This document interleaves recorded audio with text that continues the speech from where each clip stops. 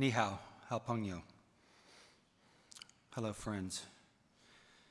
Brian, thank you, that was beautiful.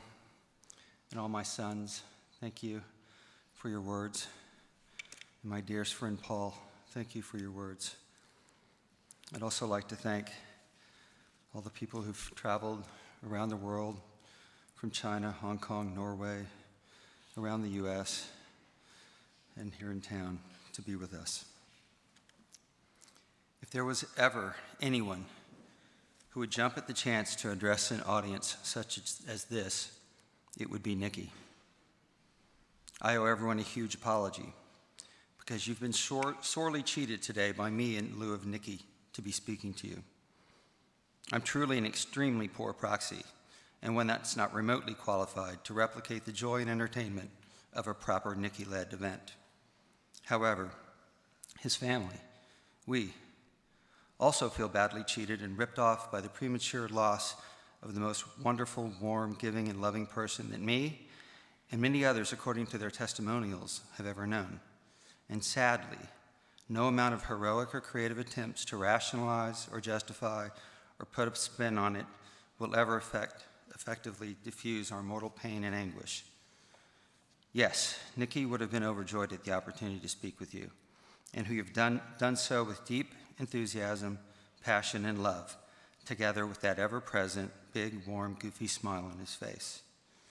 Any chance to address his people was something he would immediately seize upon, and basically, everyone was his people. I'll circle back to this topic because human relationships and friendships were, without a doubt, singularly, the most important thing to Nicky during his 20 physical years here on Earth. And by address, it could mean a public speech, or the morning school announcements, leading a pep rally, one of his many creative broadcasts and short films, group projects or events, just hanging out with friends, or simply meeting someone in private. Always with a friend, old or new, because that was nearly everyone. Sometimes for the very first time, sometimes because he simply spotted someone in need of some care or personal attention or love. He had an amazing radar for spotting that. Nicky's outgoing personality and zeal for public speaking, performing, and showmanship is deservedly legendary. However, he didn't begin that way. It may surprise many to know, as Paul pointed out, he started out life painfully shy. Through elementary school, his shyness was so prevalent that I was actually a bit worried. It's hard to believe now, but when he was little, he would sometimes tear up if someone just looked at him. From birth, he was much more emotionally sensitive than anyone I'd ever witnessed. But, as with many things, he personally committed and tackled his shyness and other fears. And thereafter, he aggressively embraced each challenge, goal, and objective he ever sought to achieve. Regarding this can-do trait, it was 100%, he's 100% his mother's son. And Sylvia planted this deeply in him and continued to reinforce it, both with instructions and living by example. So Nicky came into this world as a lamb, and he never lost that compassion for those who likewise had fears and doubts, which on some level is nearly all of us. But he truly transformed and exited as a lion in the Western sense, or probably more appropriately a dragon in the Chinese sense. It's been observed by friends that typically someone so outgoing, so confident, and so completely comfortable in his own skin, coupled with such a high level of intellect, is generally found in people with extremely high levels of ego, arrogance, or indifference. However, that was truly the Nicky paradox. He was bold, but completely full of humility, almost void of ego. I'm going to speak to his duality of China-American heritage. Nicky Antonio Cumberland was born Wang Hao in Hong Kong to the most amazing mother, Sylvia Wang Xiaoqing Cumberland, who herself was born in the very heart of Shanghai. Hong Kong is famously known as the place where the East meets the West, and Sylvia and I appropriately met in Hangzhou, the town where Nixon and Mao signed the treaty that normalized relations between China and America. Nicky and Allie loved the beautiful courtship story of their parents, and they frequently ask us to retell it to them, and many times to share it with their friends. Nicky was fervently proud of his Chinese nationality and heritage. He loves everything about being Chinese. He loves asking Sylvia to tell him stories about the various dynasties in China. He loves Chinese history. He loved to visit his relatives in China and touring the cool historic landmarks. He's a true foodie, which he shares with his dad, and has a vast and global palate. However, his absolute favorite food is authentic, non-Americanized Chinese food, especially Sichuan and Shanghainese. Nicky was so proud of his Chinese-ness that he came up with his own nickname, Panda, which is appropriate as the panda is unique to China and is the most treasured and beloved of all animals there. During the last 2 weeks in the hospitals, after his head bandage was removed, revealing his shaved head, Nicky took on the distinct image of a Shaolin warrior monk. For background, Shaolin monks are rigorously trained from an early age to be both spiritually and physically strong, excelling in both Qigong and Kung Fu. The Shaolin practice of martial arts is intended to protect and defend as opposed to attack, so that's very Nicky-like. During this last fortnight, his warrior monk aura, Nicky exuded a vision of both peace and strength, sheer beauty and perfection. If I had to give a snapshot picture of Nicky, you would take and combine the parts of Mother Teresa and the Dalai Lama, Jackie Chan and Jack Black, Quentin Tarantino and Wes Anderson, throw in a bit of Steve Martin, and merge in with Napoleon Dynamite and Ferris Bueller. Voila, you have Nicky. Activities and accolades. Most everyone is aware of Nicky's outrageous number of activities and accolades. It's all well documented and recorded. Academics, triple major, prior to that, valedictorian, sports, football, rugby, lacrosse, skiing, biking, etc. Young life, playing the ukulele, either alone in his room or for his friends, numerous clubs and other organizations, student government and leadership, many varied and mentoring programs, which was important to him, broadcasting and theater, high passion for film. Each were important to him, and each were executed and pursued with Nicky's special good nature and enthusiasm. However, perhaps the one activity that may best capture the spirit and essence of Nicky might be cheerleading, because cheering and bringing people up was something that came natural to Nicky. Actually, this was a full-time occupation for Nicky regardless of whatever else he was doing, and he excelled. He had a special knack for identifying and embracing people in need of some cheer, goodwill, counseling, encouragement, brainstorming, or simple basic kindness or friendship to combat loneliness, anxiety, or depression. Once he found you, whether an old friend or a new acquaintance, he wouldn't let go of you. He didn't simply have sympathy and empathy and move on. Once he found out you were in need, Nicky invested. He confided to me that he felt he was put on the planet for the specific purpose to help those in need. A number of times I asked him to tone it down and balance with some focus on himself. However, he felt it was a burden that he was meant to shoulder, and he didn't relent, even when sometimes it would become overwhelming. One word for Nicky. Some of the most common words I've read or been told to summarize Nicky from his friends, classmates, teachers, and fraternity brothers. First, the most common was probably selfless. Others include genuine, kind, humble, generous, cheerful, non-judgmental, smart, funny, and creative. And he is all those. However, for me, if I had to pick just one word, it would be love. People speak of true love, genuine love, selfless love. However, in each of the instances, the first word is actually redundant with the meaning of love. The love that Nicky dispensed was without anything expected in return and without any desire for recognition or any acknowledgement for his support, encouragement, kindness, or generosity. He kept it intimate and personal. This is the only kind of love. There's no greater force in the world than love. In this matter, Nicky is the teacher, and the parent, me, is his B- student. But I want to improve. I want to love like Nicky. It's no surprise that this love like Nicky expression has spread like wildfire. My hope is that everyone he has touched carries this on and passes this life choice of love like a contagion. You can do this by helping someone lonely or in need when you see it, or it can be as simple as taking a sincere interest in the person you're next talking with. If we do this, and I commit to try, then Nicky lives for eternity. It would be wrong for me not to spend a minute or two on Nicky's sense of humor. He's one of the funniest guys I've ever seen. His sense of comedic timing is natural and genius. He loved friendly inside jokes, both in life and in films. However, he would promptly share them with newcomers so they didn't feel like outsiders. His bucket list included, among other things, working in sketch comedy, think Saturday Night Live. His brand of comedy was smart and playful, but never hurtful. He had that rare skill of being funny and nice at the same time. Now I'm going to go back to friends and relationships. As previously mentioned, the most important thing to Nicky is human relationship and friendship, and everyone was a friend in Nicky's world. Among our immediate family, we are first and foremost best friends.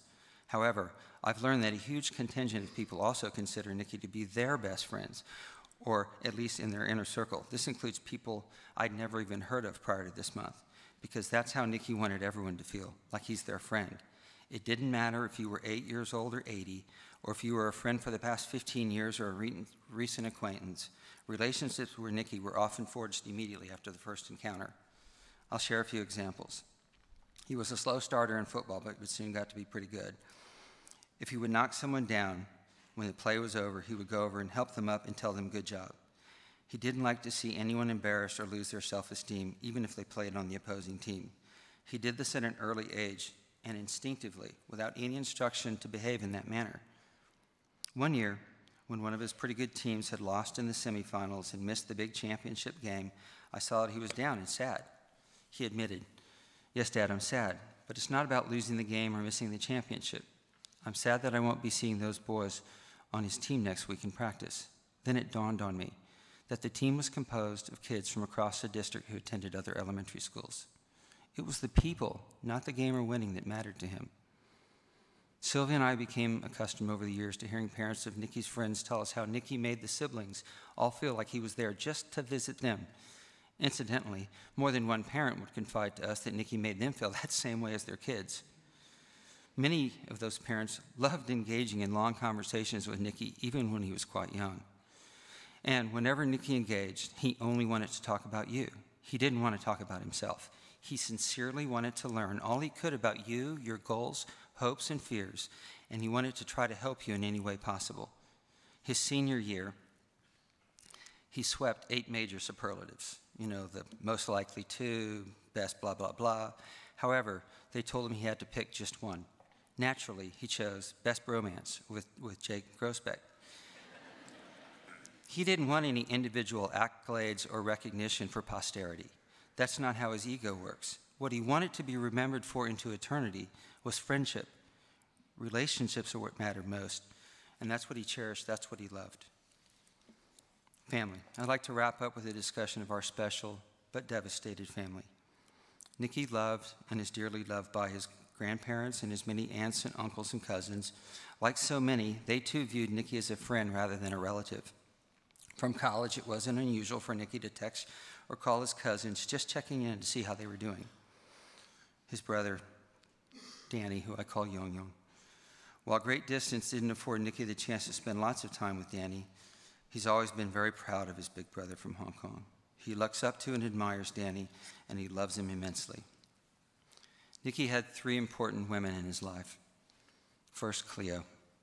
She's his one and only serious girlfriend. I was a tad worried in high school when Nicky didn't seem to have any romantic interest.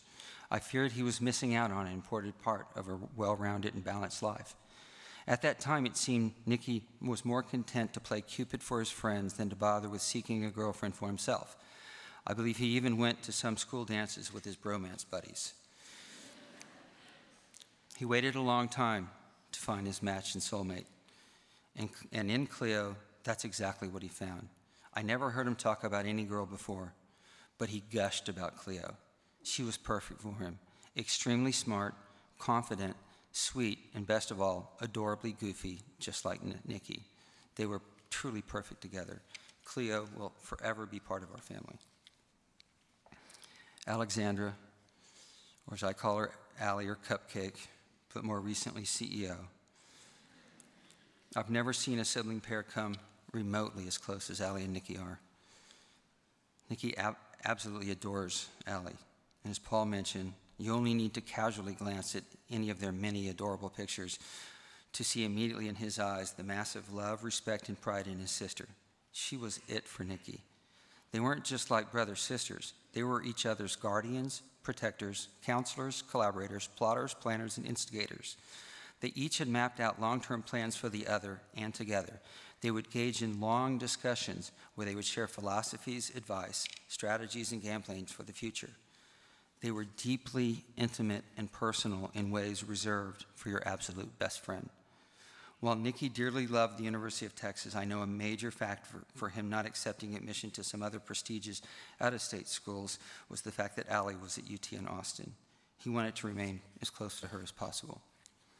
And during the past horrible month, Allie has risen to the occasion of family CEO at a time when her parents needed her most, leading calls with top surgeons from a variety of medical centers around the state, researching complex topics, at times challenging dismissive doctors and staff, at other times forging important relationships and alliances, coordinating and directing as we bounce through a number of hospitals. She's impressed a great number of folks along the way with her maturity. Nicky would indeed be proud as ever of his big sister, as are Sylvia and I. Sylvia, Mom, my love. Sylvia has created 3 beautiful and impressive children, and she's the leading reason behind the amazing people Allie and Nicky have become. Sylvia was the driving force in making sure Allie and Nicky excelled not only in academics, but in most aspects of life. On the academic front, Sylvia logged countless thousands of hours personally training and tutoring the kids. And if she didn't understand a topic, she would go deep into research in advance until she trained herself so that she could later teach them. She would stay up at all hours of the night checking their homework and reviewing any mistakes they might have made on prior exams, ensuring that mistakes would not be repeated.